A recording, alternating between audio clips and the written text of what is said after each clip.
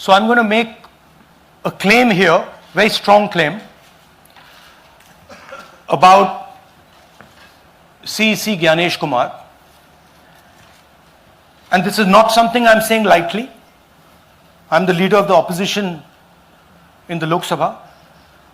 This is something I'm saying after solid proof that I'm going to show you, the youth of India, the people of India today. Proof that is black and white, absolutely clear, that the Chief Election Commissioner of India is protecting the people who have destroyed Indian democracy. I'm also going to show you the method by which votes are being added and deleted, and I'm going to show you how they are done, how that is done. In election after election, someone,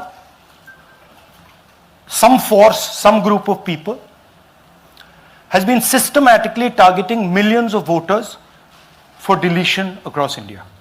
This is something that we've heard again and again and again. Different communities, mainly communities that are voting for the opposition, Dalits, Adivasis, minorities, OBCs, are specifically targeted. We had heard this many times, and now we found 100% proof of it. Please understand, I am not going to say anything on this stage that is not backed up by 100% proof.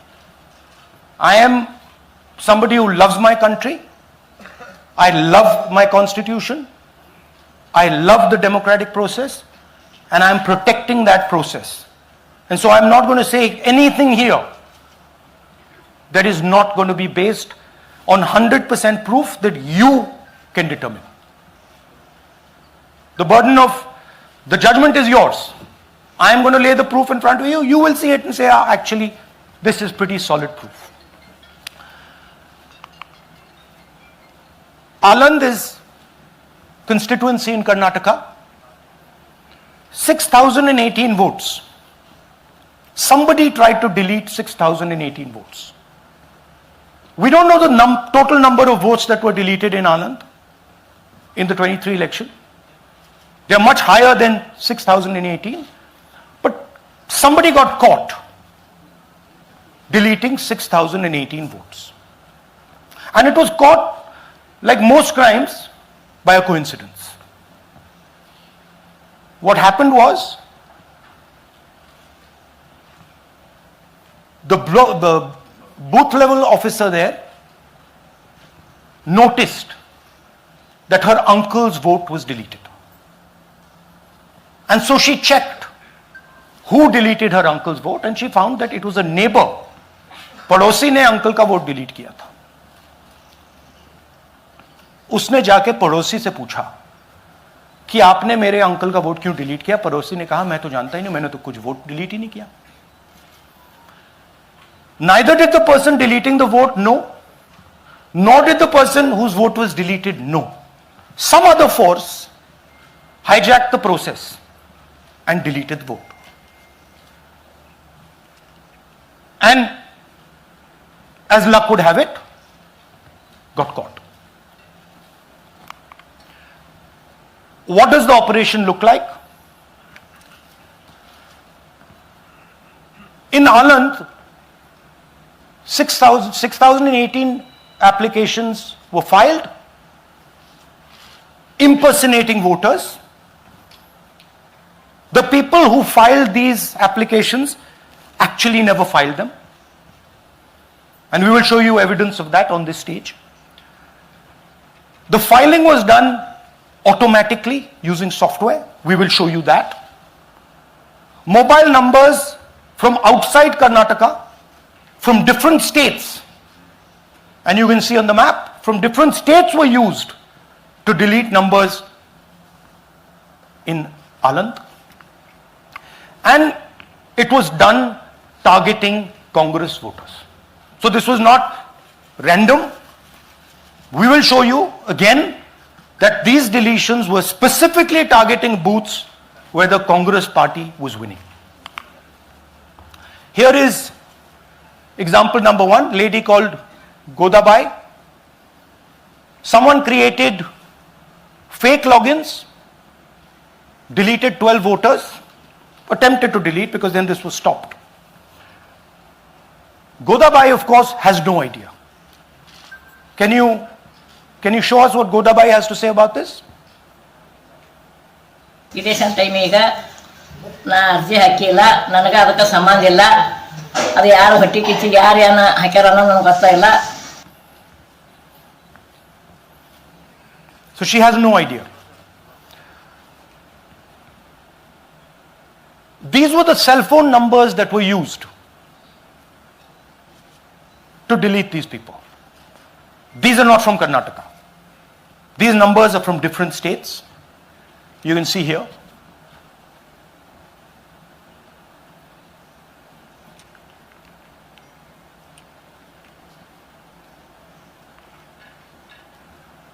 So the question is, whose numbers are these? How were they operated? Where were they operated from? Who generated the OTPs to disturb the process? Now these are questions that arise out of this. Here's example 2, Suryakant. This gentleman apparently deleted 12 voters in 14 minutes. He filled 12 deletion forms in 14 minutes. I'd like you to meet him. He's here. That's one of the people. That's one. Namaskar bhi aiye. Babita Chaudhary is one of the votes that he is supposed to have deleted. Aiye bhaiya. He is supposed to have deleted. This is the gentleman. ये इनका vote delete किया जा रहा था, ये कर रहे थे. इनसे आप पूछिए, बताइए. That's our candidate. हाँ, कन्नड़ा में बोलिए. ನನ್ನ ಹೆಸರು ಸೂರ್ಯಕಾಂತ್ ಗೋವಿನ. ನಾನು ಸರ್ಸಂಬ ಗ್ರಾಮದಲ್ಲಿ ಇದ್ದೆ. ನನಗೆ ನಾಲೆಜ್ ಕೇಳದೆ ನನ್ನ ಹೆಸರು ಮೇಲೆ 9 ಜನರ ಲಿಸ್ಟನ್ನು ಡಿಲೀಟ್ ಮಾಡಿದ್ದಾರೆ. ಅದು ಯಾಕಂತ ಇವರು ನನಗೆ ಬಂದು ಕೇಳಿದರು, ನಮ್ಮ ಹೆಸರು ನೀವು ಯಾಕೆ ಡಿಲೀಟ್ ಮಾಡಿದ್ರಿ ಅಂತ. ಅದಕ್ಕೆ ನಾನು ನಮ್ಮ ಸಾಹೇಬ್ರಿಗೆ ಹೇಳಿದೆ, ನಾನು ಡಿಲೀಟ್ ಯಾರಿಗೂ ಮಾಡಿಲ್ಲ, ಅಪ್ಲಿಕೇಶನ್ ಕೊಟ್ಟಿಲ್ಲ, ಆದರೂ ಡಿಲೀಟ್ ಆಗಿದೆ, ಅದು ನೋಡ್ರಿ ಅಂತ. ಹಾಗಾಗಿ ತಹಶೀಲ್ದಾರ್ಗೆ ಹೋಗಿ ಕಂಪ್ಲೇಂಟ್ ಕೊಟ್ವಿ. ಮತ್ತು ಕಮಿಷನರ್ ಇದು ನಮ್ಮ ಜಿಲ್ಲಾ ಎಲೆಕ್ಷನ್ಗೆ ಒಂದು ಇದಕ್ಕೆ ಕಂಪ್ಲೇಂಟ್ ಕೊಟ್ವಿ. ನನ್ನ ಹೆಸರು ಮೇಲೆ 12 ಜನರದು ಡಿಲೀಟ್ ಮಾಡಿದ್ದು ನಿಜ ಇರ್ತದೆ. थोड़ा ट्रांसलेट कर लीजिए. मेरे नाम पे 12 लोगों का नाम डिलीट किया गया है. हालांकि मुझे मालूम नहीं, मैं कभी किसी को मैसेज भेजा भी नहीं, मैं बुलाया भी नहीं. ये बबीता आके पूछने से पता चला कि मैंने मेरे फ़ोन से ऐसा मैसेज, लेकिन असल में मैंने किसी को भी मैसेज नहीं किया. आप कुछ कहेंगे? नहीं, ठीक है. Thank you, thank you. Third example, Nagaraj. 2 applications filed and submitted in 36 seconds. Please try and fill these forms and see how long it takes you. Try and fill. And I ask the youth of India, try it. Try and fill the form, 2 forms in 36 seconds. You'll see the answer to this question. Notice also what time this gentleman fills the form. For some reason he gets up at 4:07 in the morning and suddenly fills 2 forms in 38 seconds.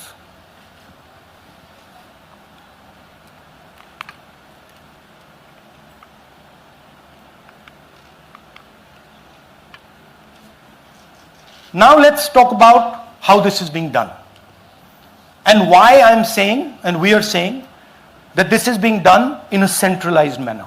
And this is being done not using individuals, but using software. Look at the serial numbers. Serial number 1, serial number 1, serial number 1, serial number 1. Serial number 1 means that this is the first person whose name, this is the first name in the booth. So a software is picking up the first name in the booth and using it to delete voters. So someone ran an automated program that ensured the first voter of the booth was the applicant. That same person got cell phones from outside the state, used them to file the applications. And we are pretty certain that this was done in a centralized manner and it was done at scale. This was not done in a, at a worker level. This was done at a call center level. Okay? Targeted deletions in strong Congress booths. The top 10 booths with maximum deletions are Congress strongholds. Congress won 8 other 10 booths in 2018. This was not a coincidence. This is a planned operation. Now, let's come to why I'm making such a direct accusation about this gentleman, Gyanesh Kumar. There is an ongoing investigation on this matter in Karnataka. The CID of Karnataka has sent 18 letters in 18 months. 18 letters in 18 months to the Election Commission. And they have asked the Election Commission for some very simple facts. Number 1, give us the destination IP from where these forms were filled. Number 2, give us the device destination ports from where these applications were filed. And number 3, most important, give us the OTP trails, because when you file, you have to get an OTP. 18 times in 18 months. The CID of Karnataka has written to the Election Commission for this. And they are not giving it. Why are they not giving it? Because this will lead us to where the operation is being done from. And we are absolutely convinced where this is going to lead. I'll give you a little bit of the chronology. FIR is filed February 23. Karnataka CID writes to ECI requesting all details of these numbers and these transactions almost immediately in March. In August, EC gives a reply, doesn't fulfill any of the demands, and doesn't give us the information.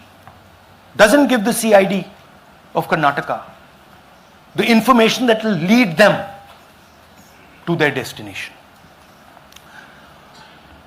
January 24, Karnataka CID writes to ECI again and says, please send us full information. No answer. Karnataka CID by September 25, last letter went in September 25, has written 18 reminder letters. While this is going on, the CEC of Karnataka writes to the Election Commission in Delhi and says, there is a matter. Please provide this information. And the CEC of Karnataka multiple times asks the Election Commission. No answer. Now this is absolute solid proof that Gyanesh Kumar is protecting the people who are doing this. This is also absolute solid proof, what I've shown you, that this is being done in a centralized way, this is being done at scale, and this is being done using large resources. Question is, who is the someone? And the answer is with the EC today. The Election Commission of India knows who is doing this. And I want every single youngster in India to know that they are attacking this. And this is your future. When they are not giving this information, they are defending the murderers of our democracy. And it is important that every youngster knows this. Your jobs, your future, your aspirations all come from this instrument. And the Chief Election Commissioner, Mr. Gyanesh Kumar, is not telling the CID of Karnataka who is doing this. This is not an isolated case. There are many such cases. Here is another one. Maharashtra, Rajora, same idea. 6,850 targeted voters added. Anand we caught deletions, Rajora we caught additions. But the basic idea is the same. Phones from outside, people who are supposed to have added voters don't know that they've added voters, people who have deleted voters don't know that they've deleted voters. You can see, you might remember that, those names there, JW, JW, JW, JW from the last presentation. Same model. So it's the same system that is doing this. It's doing it in Karnataka, it's doing it in Maharashtra, it's done it in Haryana, it's done it in UP, and we have proof of all of it.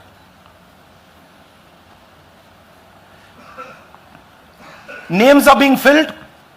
Addresses, the address is Sasti, Sasti, Sasti, Sasti. Name is UQ, JJW.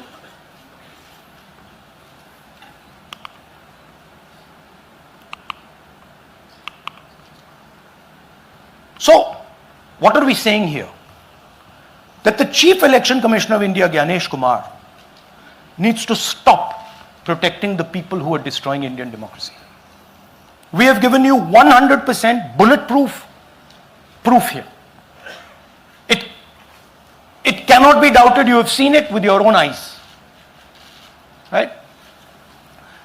EC has to release this data of these phones, these OTPs, within a week. Otherwise, we will know for sure that Gyanesh Kumar is protecting the people who are destroying and attacking the constitution. Thank you. धन्यवाद पीठ हिंदी में बोले? हिंदी का नहीं, reverse कर दीजिए, पूरा हिंदी में बोल देता हूं, पूरा हिंदी में। देखिए, ये एच बॉम्ब तो नहीं है, एच बॉम्ब आ रहा है, हाइड्रोजन बॉम्ब आ रहा है। ये एक और उदाहरण है वोट चोरी का। पिछली बार मैंने आपको एडिशंस के बारे में बताया था, ये हम आपको डिलीशंस के बारे में दिखा रहे हैं, और सबूत के साथ हम आपको दिखाएंगे कि ये जो डिलीशंस हुए हैं ये सेंट्रलाइज तरीके से कॉल सेंटर के प्रयोग करके, सॉफ्टवेयर के प्रयोग करके किए गए हैं।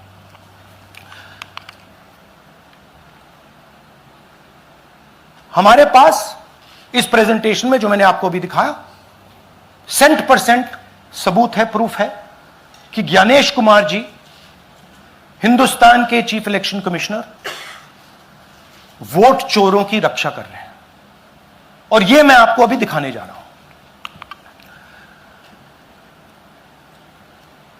हर इलेक्शन में हमें रिपोर्ट आती थी कि वोटर्स डिलीट हो रहे हैं, कांग्रेस वोटर्स डिलीट हो रहे हैं, ऑपोजिशन के वोटर्स डिलीट हो रहे हैं, दलित वोटर्स डिलीट हो रहे हैं, आदिवासी हो रहे हैं, माइनॉरिटी वोटर्स डिलीट हो रहे हैं, ओबीसी वोटर्स डिलीट होते हैं, मगर जब डिलीट होते हैं ऑपोजिशन के ही होते हैं। कर्नाटक में आलंद कंस्टिट्यूएंसी है, यहां पे चोरी पकड़ ली, कोइंसिडेंस से पकड़ी। वहां की जो बीएलओ थी उसने देखा कि उसके रिश्तेदार को डिलीट कर दिया गया था। जैसे चोरी पकड़ी जाती है, कोई छोटी सी गलती हो जाती है, हाथ आ जाती है। अलंद में 6018 वोटर्स डिलीट हुए, उसमें से इनकी रिश्तेदार थे। उन्होंने पता लगाया कि मेरे रिश्तेदार को डिलीट किसने किया। पता लगा कि पड़ोसी ने रिश्तेदार को डिलीट किया। बीएलओ ने जाके पड़ोसी से पूछा कि भाई आपने मेरे रिश्तेदार को क्यों डिलीट किया। पड़ोसी ने कहा मैंने तो नहीं किया। बीएलओ सस्पिशियस हो गई, शक पड़ा, उसने प्रोसेस चालू कर दी।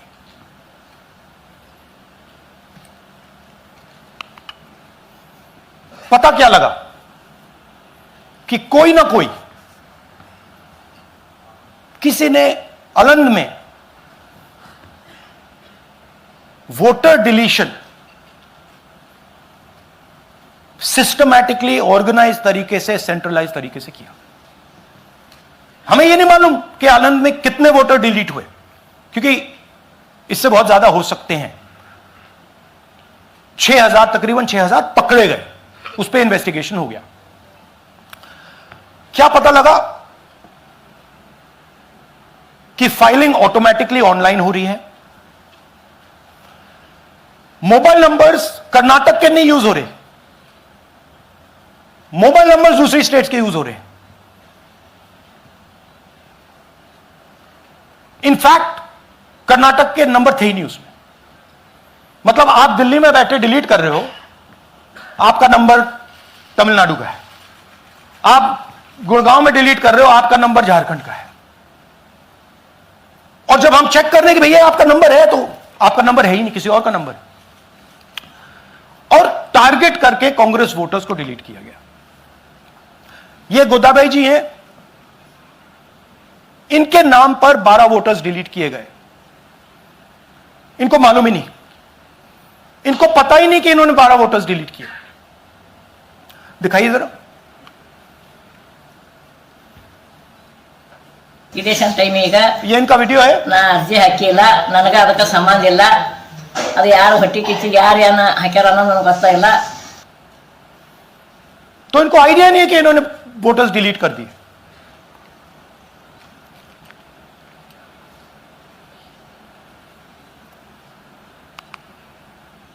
ये सारे के सारे जो नंबर्स हैं, ये कर्नाटक के नंबर्स नहीं है, ये अलग अलग स्टेट्स के नंबर्स हैं। और इन नंबर्स को आप फोन करके देखिए, रिप्लाई नहीं आता है।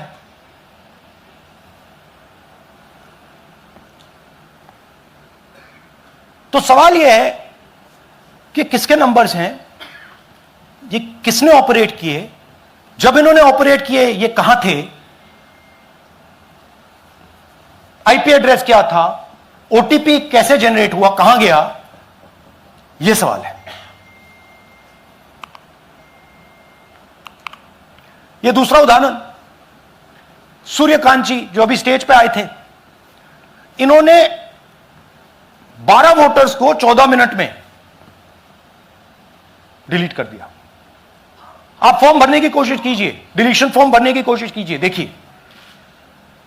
और जब हमने इनसे पूछा कि भैया आपने ये कैसे किया, वो कहते हैं मैंने तो नहीं किया, मैं तो जानता ही नहीं हूं।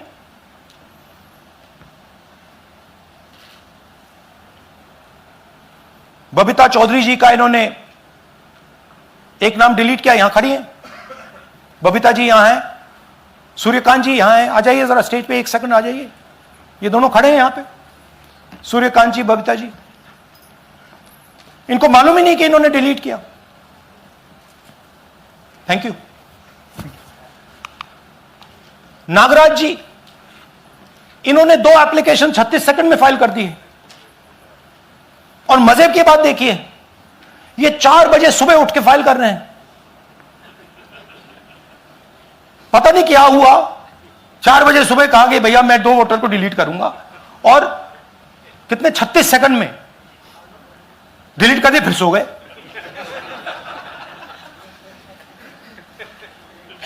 हमारी माइंड में पहले सवाल था कि क्या इलेक्शन कमीशन भी सो रहा है, मगर नहीं, सोया कोई नहीं है, जगे हुए हैं, सिस्टमैटिकली मदद हो रही है।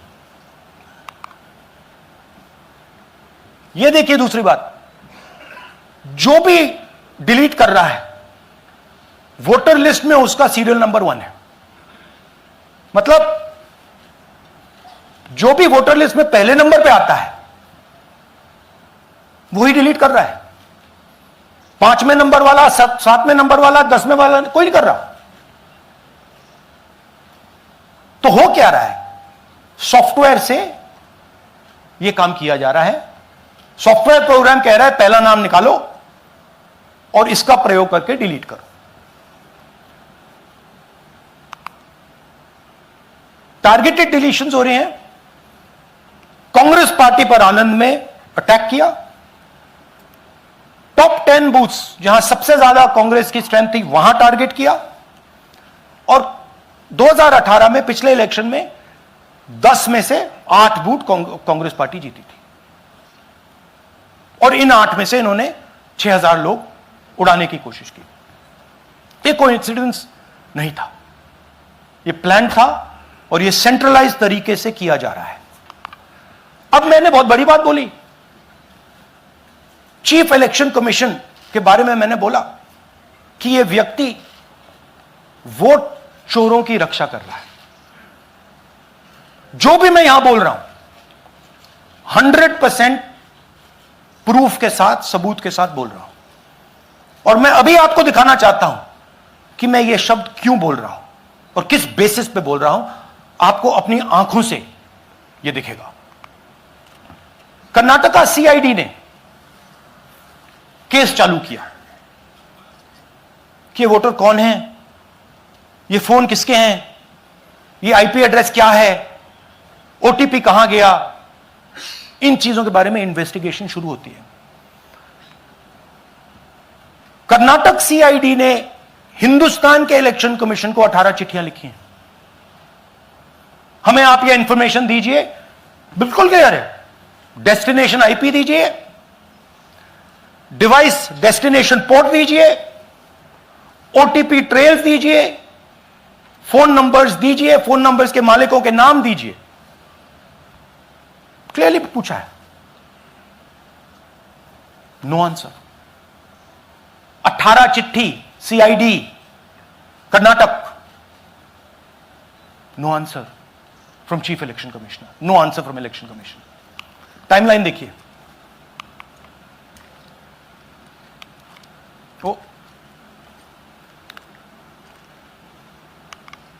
ओके, फरवरी 23 में इन्वेस्टिगेशन शुरू होती है।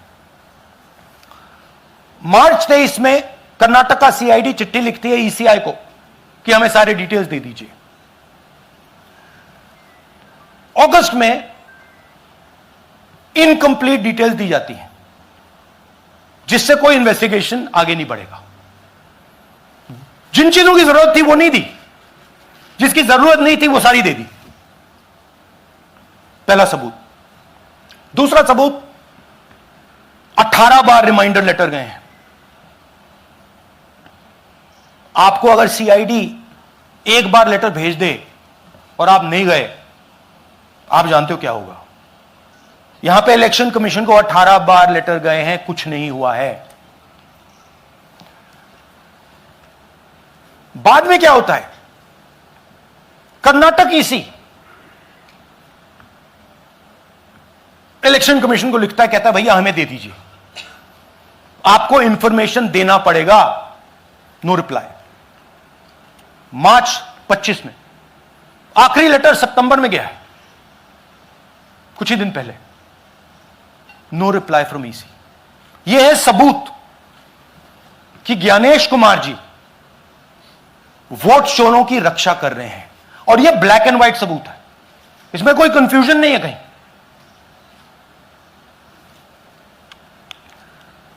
तो सवाल उठता है, ये है कौन जो सेंट्रलाइज तरीके से कॉल सेंटर के प्रयोग से, सॉफ्टवेयर से अलग अलग प्रदेशों में वोट डिलीट कर रहे हैं, ऐड कर रहे हैं? इलेक्शन कमीशन जानता है, ज्ञानेश कुमार जी जानते हैं। अच्छा, ये सिर्फ आनंद में नहीं हुआ, ये अलग अलग कंस्टिट्यूएंसीज में हुआ है। आनंद में लीगल प्रोसेस चालू हो गई, पकड़ लिया। यहां महाराष्ट्र में उसी मोडस ऑपरेंडी से, उसी सिस्टम से यहां पे वोट ऐड हुए हैं। आनंद में डिलीट, रजौरा में एडिशन, 6850। आपको याद होगा पिछले प्रेजेंटेशन में मैंने आपको नाम दिखाए थे, ये देखिए वही नाम यहां है। वही सिस्टम महाराष्ट्र में चल रहा है जो कर्नाटक में चल रहा था। नाम वैसे ही है, JW, पता वैसा है, JW, नाम यू ऐसे किसी ने टाइप करके लगा दिया। तो जो ये काम कर रहा है, ये उत्तर प्रदेश में, हरियाणा में, बिहार में, कर्नाटक में, महाराष्ट्र में वही कर रहा है।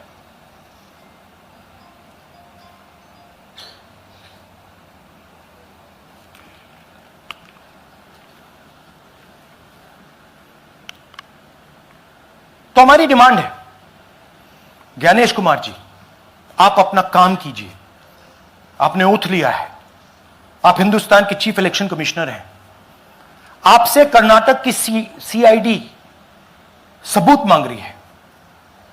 आप कर्नाटक की सीआईडी को यह सबूत 1 सप्ताह के अंदर दे दीजिए, नहीं तो पूरा हिंदुस्तान के सारे युवा इस बात को एक्सेप्ट करेंगे कि आप हिंदुस्तान के कॉन्स्टिट्यूशन, हिंदुस्तान के संविधान की हत्या में शामिल हो, हिंदुस्तान के संविधान की रक्षा नहीं कर रहे हो, और वोट चोरों की आप मदद कर रहे हो।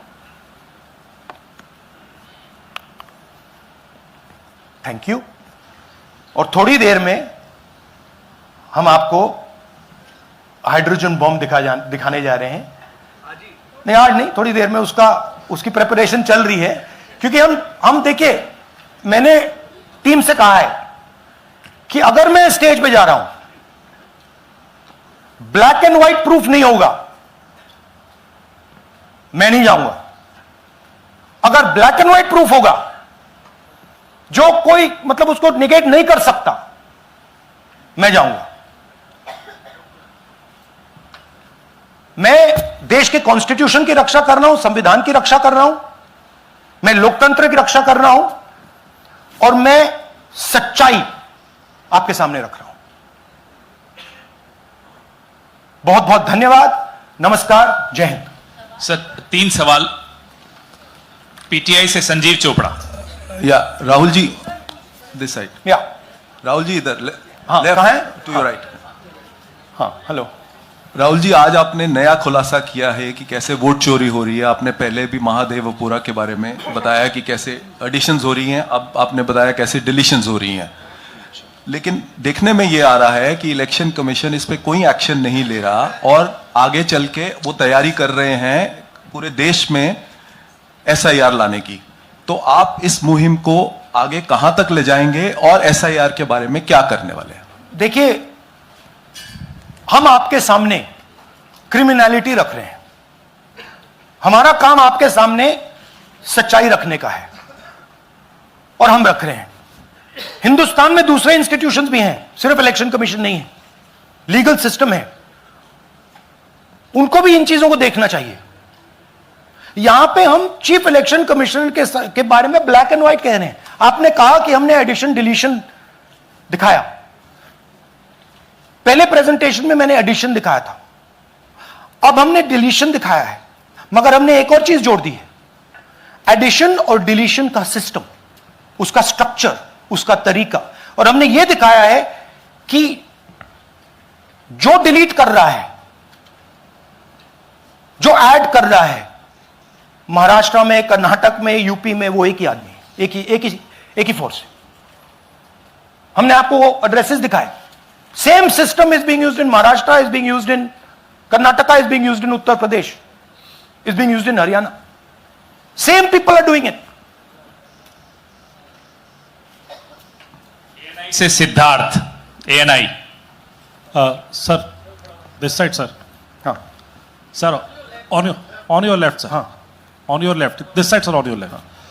सर, मेरा आपसे सवाल ये है कि जब आप कह रहे हैं कि ज्ञानेश कुमार जो चीफ इलेक्शन कमिश्नर है, उन्हें पता है ये कौन कर रहा है, हाँ। और ये पॉलिटिकल फायदा जरूर किसी को हो रहा है। आप कह रहे हैं कांग्रेस के बूथ के ऊपर ही हाँ। सारे वोट्स डिलीट किए जा रहे हैं, तो वो कौन लोग आपके हिसाब से हैं जिनको ये फायदा पहुंच रहा है, पहला। और दूसरा ये कि वो आपने एक देखिए, हफ्ते का हाँ, समय दिया sorry। है, जब आपने एक हफ्ते का समय दिया है, तो क्या एक हफ्ते बाद आप इसको आगे कैसे इनिशिएट करेंगे? क्या आप लोग कोर्ट का रास्ता अपनाएंगे या और कोई हायर एजेंसी से इस बात की डिमांड करेंगे? क्योंकि ये ऑर्गेनाइज्ड तरीके से क्राइम दिखाई दे रहा है जो आप बता रहे हैं, अगर आपकी बात के ऊपर जाएं। देखिए, फ्रैंकली ये जो मैं यहां कर रहा हूं ये मेरा काम नहीं है।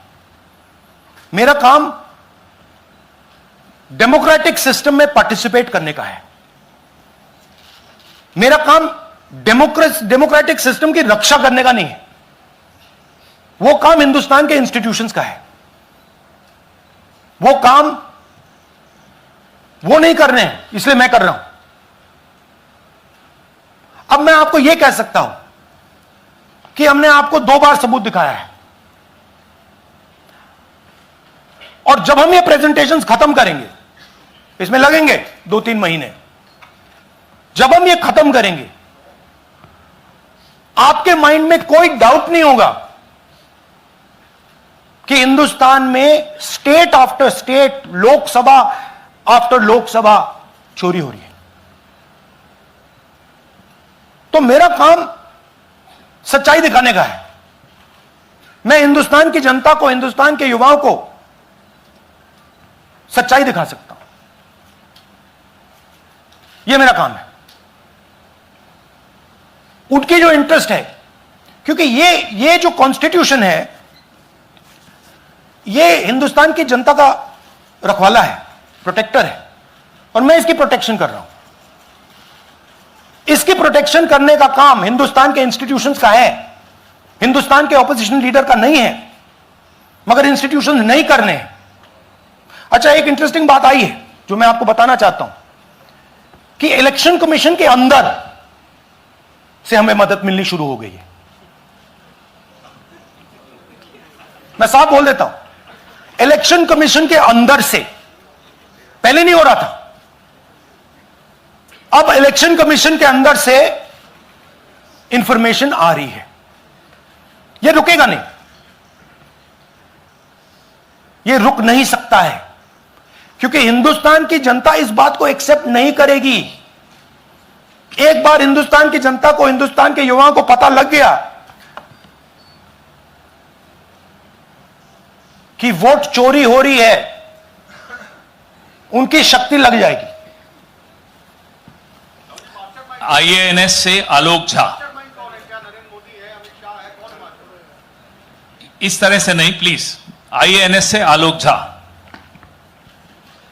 वो भी मैं आपको दिखा दूंगा, वो भी मैं आपको प्रूफ के साथ दिखा दूंगा, है हमारे पास। राहुल जी, हाइड्रोजन बॉम्ब में ब्लैक एंड व्हाइट है। मैं फाउंडेशन लगा रहा हूं, मैं फाउंडेशन क्रिएट कर रहा हूं, है हमारे पास।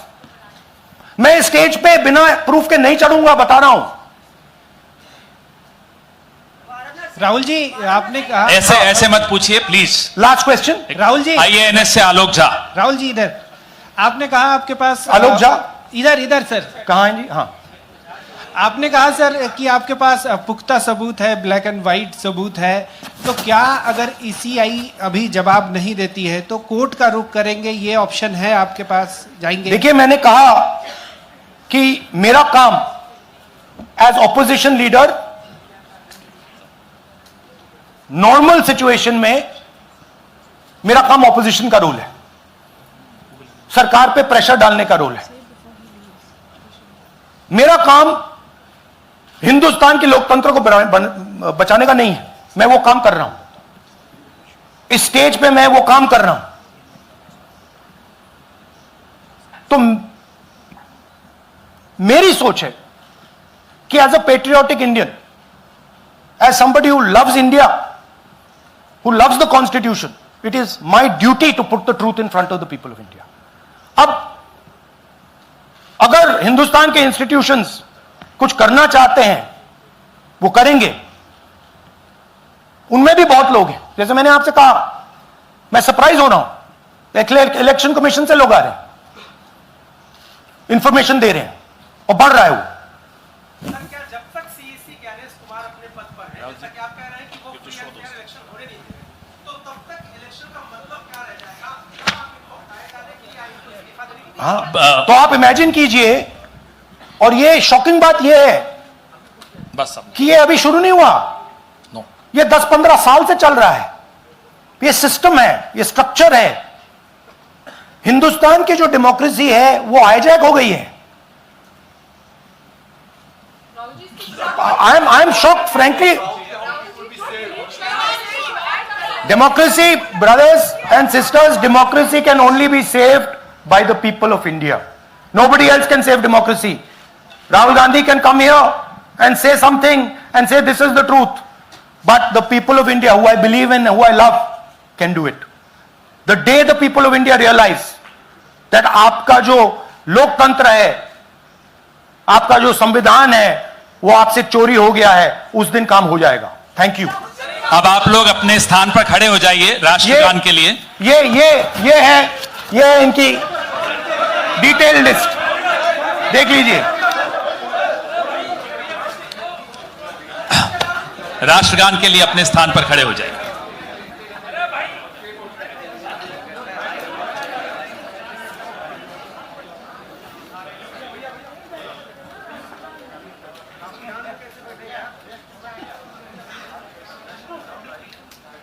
भारत भाग्य विधाता, पंजाब सिंध गुजरात मराठा, द्राविड उत्कल बंगा, विंध्य हिमाचल यमुना गंगा, उच्चल जलधि तरंगा, तव शुभ नामे जागे, तव शुभ आशीष मांगे, गाहे तव जय गाथा, जन गण मंगलदायक जय हे भारत भाग्य विधाता, जय हे जय हे जय हे जय जय जय जय हे। Thank you.